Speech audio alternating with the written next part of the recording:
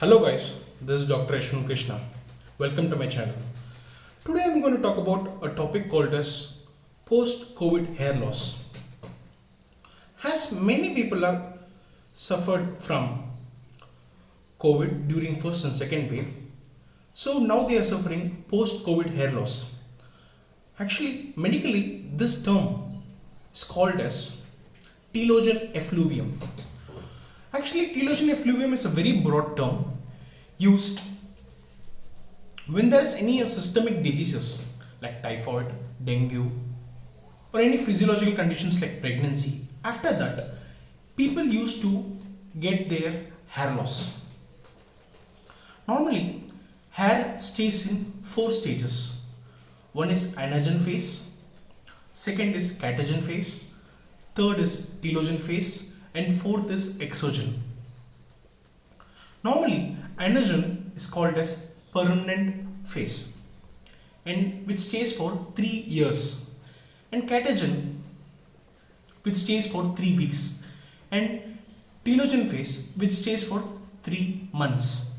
Normally, what happens in post-COVID hair loss is this air from permanent phase will transform and come into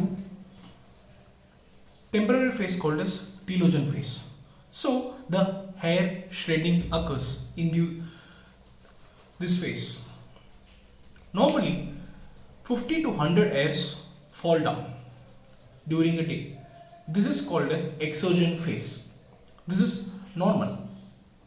So how to confirm this is telogen effluvium, that is post-COVID hair loss? There is a test called as air plug test. You can plug your hair, or you can even test the fallen hair.